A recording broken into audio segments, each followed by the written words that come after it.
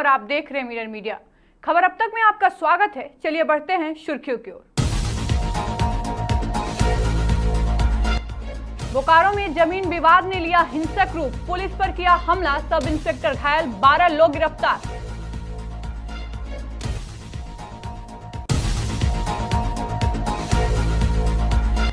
हजारीबाग की सुरक्षा पर सवाल, शहर में सिर्फ 4 सीसीटीवी कैमरे चालू, उठ रहे हैं सवाल।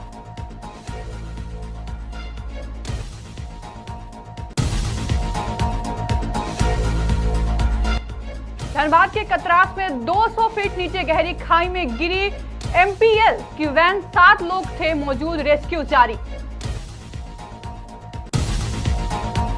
और अब खबरें विस्तार से। बोकारो के चास मुफसिल थाना क्षेत्र में जमीन विवाद को लेकर 2 गुटों के बीच जमकर मारपीट हुई। विवाद को सुलझाने गई पुलिस पर भी हमला किया गया, जिसमें एक सब इंस्पेक्टर का सिर फट गया और उनकी वर्दी भी फाड़ दी गई। पुलिस ने इस मामले में कई दर्जन लोगों को गिरफ्तार किया है।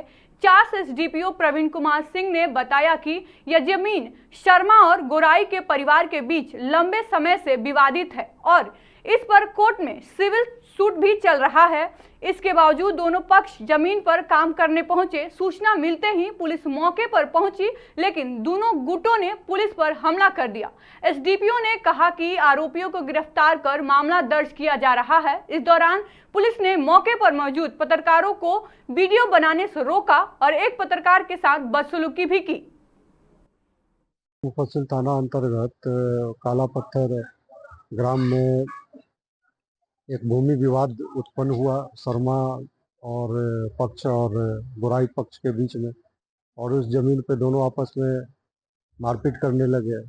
पुलिस को सूचना मिली थी, पुलिस वहां पर सुरक्षा व्यवस्था कायम करने के लिए पहुंची, तो पुलिस के साथ ही दोनों पक्ष के लोग उलझ गए और हमारे पुलिस पदाधिकारी सब इंस्पेक्टर मकसूद आलम का वर्दी फाड़ दिया तथा उनके सिर पर प्रहार किया जिससे उनका सिर फट गया। अगल बगल के थाना के पुलिस बल को फिर विधि व्यवस्था संधारण के लिए भेजा गया। कुछ लोगों को डिटेन किया जा रहा है और यह जमीन विवाद बहुत पुराना है। दोनों पक्षों को संयम बरतने के लिए पहले भी निर्देशित किया गया था और उस जमीन का टाइटल सूट चल रहा है। उसके बावजूद भी दोनों पक्ष अपना अपना भूमि पर जबरन कब्जा करना चाहते थे। इसी के कारण यह विधि व्यवस्था की समस्या उत्पन्न हुई। हजारीबाग में शहर की सुरक्षा व्यवस्था पर सवालिया निशान खड़े हो गए हैं, क्योंकि पुलिस की तीसरी आंख कहे जाने वाले ज्यादातर सीसीटीवी कैमरे बंद पड़े हैं। पूरे शहर में लगे कैमरे में से केवल 4 कैमरे ही चालू हैं। हाल ही में हुई चोरी और प्रतिमाओं को खंडित करने जैसी घटनाओं के बाद यह बात सामने आई है। पुलिस फिलहाल आम नागरिकों के निजी सीसीटीवी फुटेज पर भी निर्भर है। एसपी अमित कुमार ने बताया कि तकनीकी खराबी के कारण कैमरे निष्क्रिय हो गए हैं। हालांकि एसपी ने 400 नए सीसीटीवी कैमरे लगाने के लिए प्रचार करने की बात कही है। यह स्थिति शहर के नागरिकों और प्रशासन दोनों के लिए चिंता का विषय बनी हुई है।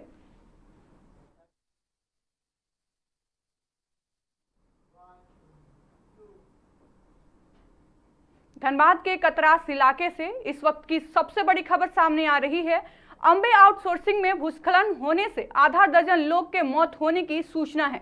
हालांकि इसकी आधिकारिक पुष्टि अभी तक नहीं हो सकी है। दरअसल कतरास में बीसीसीएल के एरिया 4 में यह खान हादसा हुआ है। जानकारी के अनुसार कतरास स्थित कांटा पहाड़ी के पास एएमपीएल आउटसोर्सिंग कंपनी की गाड़ी मजदूरों को लेकर माइंस के अंदर जा रही थी। इस दौरान लैंडस्लाइड होने से गाड़ी लगभग 200 फीट नीचे गहरी खाई में गिर गई।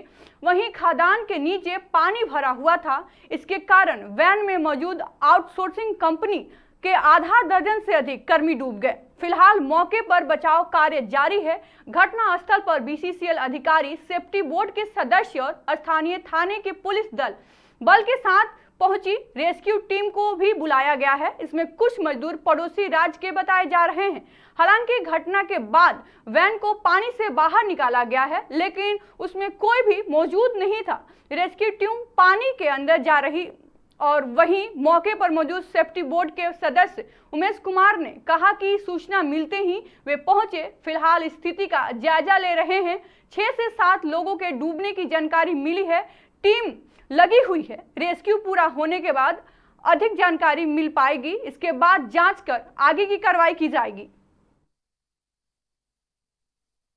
तो हम उत्पादन कर रहे हैं, निश्चित तौर पर हम अंधेरे में जा कर के हम इतना रिस्की जॉब में लगे हैं, तो घटना दुर्घटना हुआ है जो दुखद है। आईसी को जीरो टॉलरेंस पर लाने के लिए ही यह मीटिंग होती है और उसमें गंभीर से गंभीर विषय आते हैं और उसका निष्पादन भी कराया जाता है कि ताकि घटना न घटे। इसके बावजूद भी घटना घटी है। अब इसको अभी मैं आया हूँ, जिस बस्ती में भूधसान हुआ है वहाँ पर करीबन 1 मंथ से भूधसान हो रहा था, फिर भी विशेषज्ञ द्वारा क्यों पहल नहीं किया गया उचित? ये आप बता रहे हैं, इसको निश्चित तौर पर प्रबंधन से अभी उस जगह को भी हम देखने का प्रयास करेंगे और प्रबंधन से अभी बात भी करेंगे कि इस तरह की जो घटनाएं हो रही है, जब आपको सूचना है कि भूधसान की आशंका बढ़ी हुई है, वहाँ पर ज़मीन दब रहा है, तो आप प्रिकॉशन नहीं लिए वहाँ, या तो गार्ड वायर लगा के उस क्षेत्र को एकदम किसी को जाने से वर्जित करना था, नहीं हुआ। किस कारण से नहीं हुआ और कौन इसके लिए जिम्मेवार है, इसको ही वार्ता करेंगे।